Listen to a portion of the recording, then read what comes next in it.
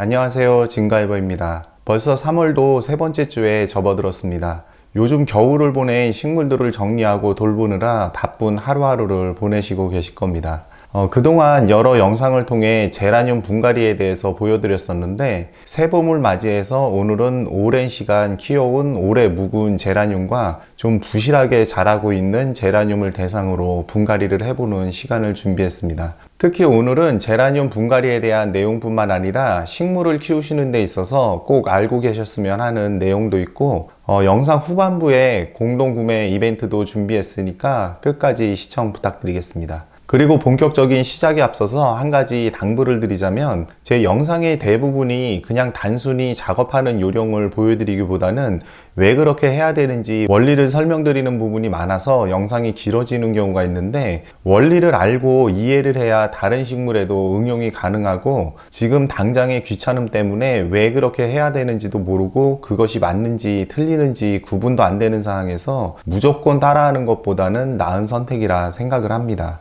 저도 계속 이런 부분에 신경을 쓰다 보면 말도 점점 빨라지고 빼먹는 부분도 생기고 결국 영상의 질도 떨어지기 때문에 자세한 설명을 듣고 싶지 않은 분들은 짧고 간단하게 만들어진 다른 영상을 그냥 조용히 선택해서 보시면 될 것 같습니다. 눈치를 좀 채셨겠지만 오늘도 설명 부분이 좀 있습니다. 서론이 좀 길었는데 그럼 시작해 보겠습니다. 오늘 분갈이를 해볼 개체는 이렇게 두 가지를 준비했는데, 이 한 개체는 영상에서도 몇 번 보셨던 꽤 오래 키워온 개체이고, 그리고 다른 하나는 배양분에서 제대로 자라지 못하고 있는 좀 부실한 형태의 개체를 준비해 보았습니다. 먼저 이 오래 키워온 개체부터 한번 보면은, 이것은 분갈이를 해준 지 그렇게 오래되지는 않았지만 꽃이 피는 것도 그렇고 성장세도 주춤하고 해서 뿌리 확인차 한번 뽑아서 흙갈이 위주로 해줄 거고, 또 이것은 한쪽만 이렇게 불균형하게 길게 웃자란 감이 있고, 그리고 지금 여기 꽃이 피어 있는데 꽃도 부실하고, 그리고 여기 보면은 꽃망울이 이렇게 맺혀 있긴 한데 이번 분갈이를 계기로 수영을 좀 정리해 보도록 하겠습니다. 그리고 기본적으로 지금 이것처럼 꽃이 이렇게 피어 있는 개체나 꽃망울이 생긴 식물은 분갈이를 하지 않고 꽃이 지고 나서 해주는 것이 일반적입니다. 하지만 제라늄의 경우에는 새로 나온 순에서 계속 꽃대가 올라오고, 이것도 방금 보신 것처럼 이렇게 꽃망울이 생겨서 올라오고 있는데, 다음 꽃대가 올라오려고 준비를 하고 있기 때문에 지금 현재 피어 있는 이 부분만 좀 제거를 해주시면은 그 다음 맺히는 꽃망울에는 크게 영향을 안 주기 때문에 분갈이를 진행하셔도 되겠습니다. 그런데 저는 이것은 전체적으로 봤을 때 수영이 불균형을 이루고 있고, 이 부분이 너무 웃자라 있기 때문에 옆에 나와 있는 이 다른 줄기와 높이를 어느 정도 맞춰서 수영을 잡을 거라서, 이 옆에 보면은 눈이 지금 이렇게 올라와 있는데 그 윗부분에서 바로 이렇게 잘라주도록 하겠습니다. 그리고 옆에 있는 이 묵은 잎들도 좀 일부는 제거해서 이렇게 정리를 해주도록 하겠습니다. 그럼 여기 이 오래 묵은 개체부터 한번 뽑아서 뿌리 상태를 같이 한번 보도록 하겠습니다.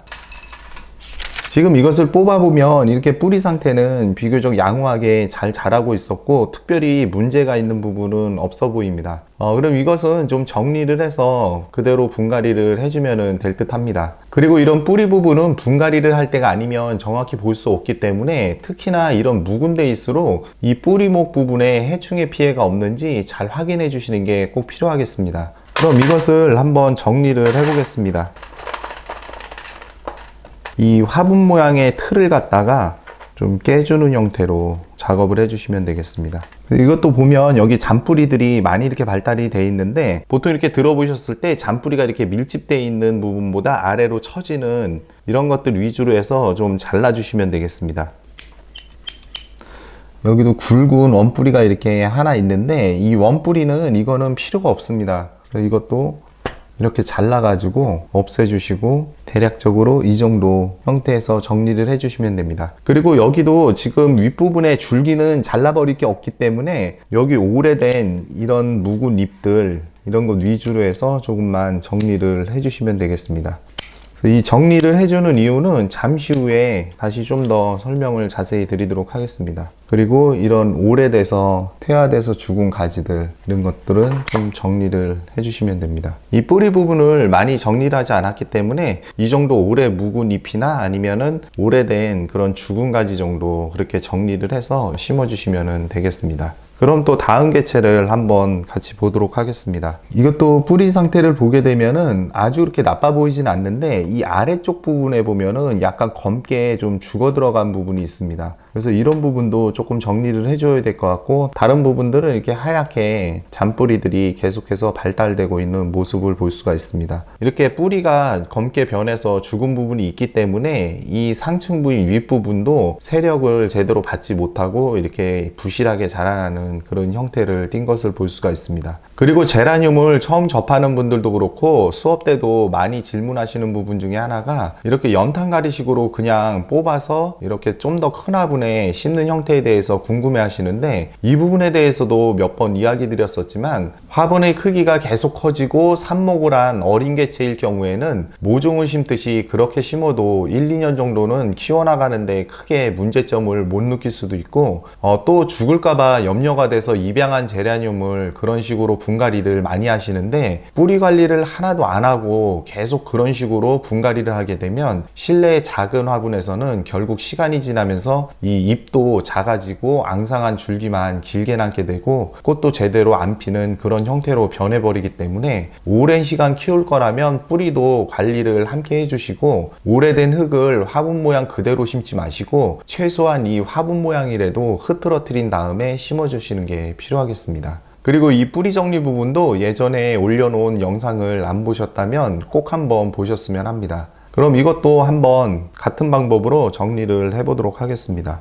그리고 이 뿌리를 자르는 위치에 대해서 한 가지 요령을 알려드리면, 여기서 뿌리를 이렇게 풀어준 다음에 아랫부분에 이렇게 출렁이는 그 부분을 갖다가 이렇게 잘라서 정리를 해주시고 심어주시면 되겠습니다. 그리고 또 분갈이를 하는 데 있어서 이 가지치기에 대해서도 그와 관련해서 질문하시는 것 중에 하나가, 가지를 먼저 잘라줘야 되는지 아니면은 분갈이를 먼저 해줘야 되는지, 혹은 둘 다 동시에 해도 되는지 물어보시고, 또 그 부분에 대해서도 이런저런 이야기가 많긴 합니다. 사실 이 문제는 논란의 여지도 없는 부분이고, 오늘 설명을 잘 들어보시고 개념을 이해하시면 더 이상 그런 고민은 하지 않는 한 차원 높은 개념으로 식물 관리를 하실 수 있게 될 겁니다.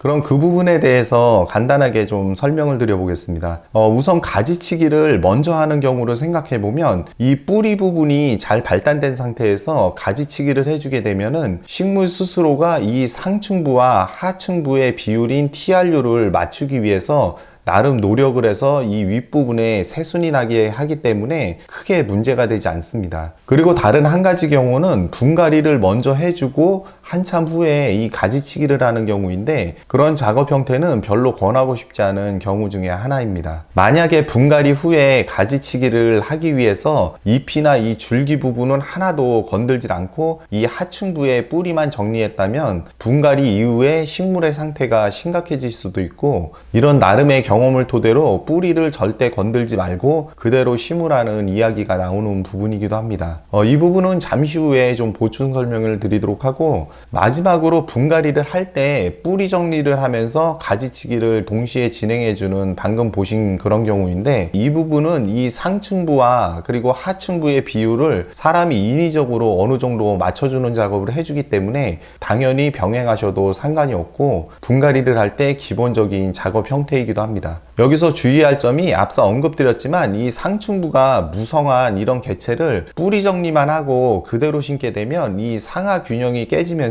스스로 그 균형을 맞추기 위해서 분갈이 이후에 이 상층부의 줄기나 잎을 시들게 해서 결국 잎이 떨어지거나 심한 경우에는 줄기 일부를 죽게 만들어 버립니다. 그럼 이런 위치라면 이 상층부가 풍성하면 스스로 균형을 맞추기 위해서 뿌리가 더 잘 발달할 것 같지만, 그것은 뿌리가 발달하기 전에 상대적으로 왜소해진 이 뿌리로부터 당장의 수분을 충분히 공급받지 못하는 현상이 더 빨리 찾아오게 돼서 이 잎과 줄기가 먼저 시들게 되고, 이런 과정을 거치게 되면서 이 뿌리가 어느 정도 회복이 되면 다시 적응을 하게 돼서 시름시름 앓다가 살아나게 되는 형태를 보이게 됩니다. 아마 이런 현상도 식물을 키우시면서 많이 보셨을 겁니다. 제가 지금까지 설명드린 부분에 대해서 이해가 좀 되셨는지 모르겠지만, 이 상층부와 하층부의 관리 개념은 우리가 키우는 대부분의 식물에 공통적으로 적용이 되는 중요한 부분이기도 하고, 식물을 키우신다면 꼭 알고 계셨으면 하는 마음에서 설명이 좀 길어졌습니다.